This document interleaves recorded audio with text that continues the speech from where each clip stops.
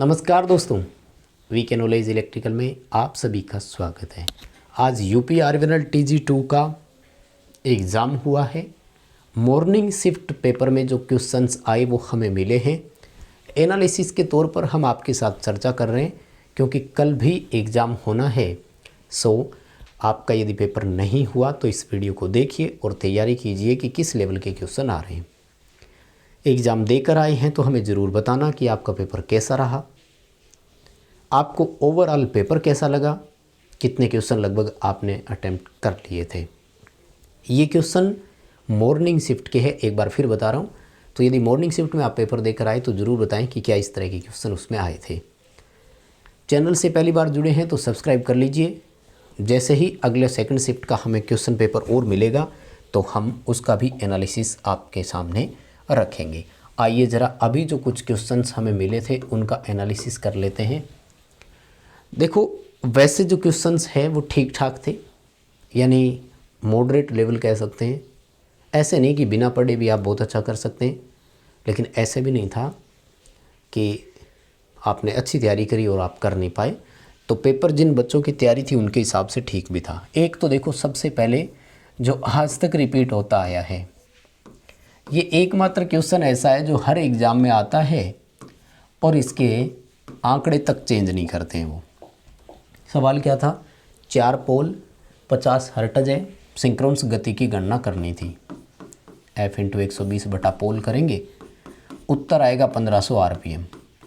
और ये तो हमने भी अभी जब क्लास अटेंड करी थी तो उसमें दिया था। फ़र्क इतना सा है कि मैंने RPS वाला पूछा था, क्योंकि RPM वाला तो याद ही था आपको।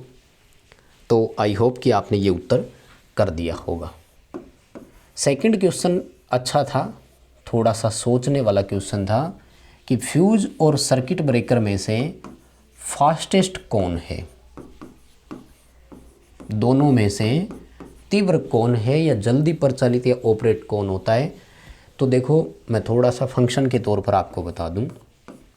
फ्यूज तापीय सिद्धांत पर काम करता है, यानी हीटिंग इफेक्ट या थर्मल इफेक्ट पर काम करता है, जबकि सर्किट ब्रेकर मैग्नेटिक इफेक्ट पर काम करता है, यानी चुंबकीय प्रभाव पर।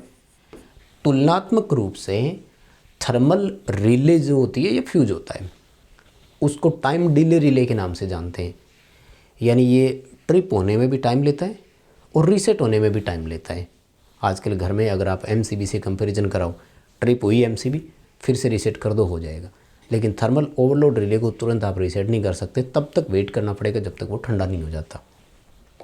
कुल मिलाकर बात ये है कि जो क्वेश्चन का आंसर है ना, वो है सर्किट ब्रेकर। तो आप यदि सर्किट ब्रेकर उत्तर करके आए हैं तो बहुत बढ़िया उत्तर करके आए, नो डाउट, कोई दिक्कत नहीं होगी। ठीक है, देखो उसके बाद में तो इसमें सर्किट ब्रेकर के साथ ही जाना था। ठीक है, और अगर आप सर्किट ब्रेकर करके आए तो बहुत बढ़िया है, आपका सही हो जाएगा। अगला सवाल देखो, 2 क्वेश्चन एम्पलीफायर से लगातार ही पूछे गए। कौन सा एम्पलीफायर है जिसमें क्यू पॉइंट, इंग्लिश में पूरा नाम क्यूसेंट पॉइंट होता है, हिंदी में शांत बिंदु या प्रचालन बिंदु बोलते हैं। क्यू पॉइंट मध्य भाग से लिया जाता है। देखो, क्यू पॉइंट की एक विशेषता यही होती है कि ये DC लोड लाइन के हमेशा सेंटर में से निकलना चाहिए, मध्य भाग में से निकलना चाहिए। तो जो क्लास A एम्पलीफायर हमारा होता है ना, उसमें मध्य भाग से ही लिया जाता है। क्लास B में कट ऑफ से लिया जाता है, AB में कट ऑफ से थोड़ा ऊपर और C में कट ऑफ से नीचे। ये क्लास मैंने करवाई भी थी, तो इस क्वेश्चन में कोई ज़्यादा डाउट आपको है नहीं। ठीक है, देखो नंबर 4 क्वेश्चन जो पूछा वो था एम्पलीफायर से ही, कि डिस्टॉर्शन सबसे कम किस में होता है, विकृति सबसे कम किस एम्पलीफायर या वर्ग में होती है।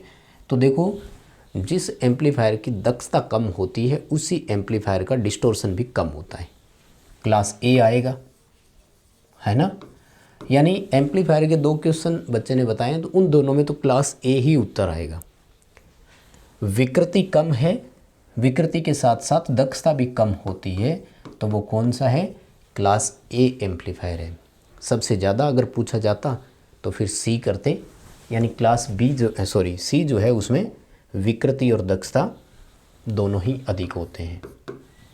ठीक है, देखो उसके बाद में क्या पूछ रहे सवाल, और क्या पूछा कि फोटो डायोड का सिंबल, ये देखो कल एक मतलब सेम पेपर में है कि एमपीटीओ में भी यही आया। एमपीटीओ का भी जो मॉर्निंग शिफ्ट है उसमें फोटो डायोड का सिंबल पूछा, तो इसमें तो कोई प्रॉब्लम है नहीं। उम्मीद कर रहा हूँ सब बच्चों ने अच्छे से बनाया होगा। एलईडी का जस्ट उल्टा कर दिया करो, एलईडी में तीर के निशान की दिशा बाहर की तरफ होती है, फोटो डायोड में अंदर की तरफ कर दिया करो। जिंदर डायोड शॉटकी डायोड में भी थोड़ा सा डिफरेंस है, याद कर लिया करो, है ना। ज़्यादा डिफरेंस है नहीं, तो थोड़ा सा जो डिफरेंस होता है इसे फिर आप तरीके से थोड़ा याद कर लिया करो, है ना। और क्या पूछा, ट्रांसफॉर्मर में कौन सा लॉस लोड पे डिपेंड करता है। ट्रांसफॉर्मर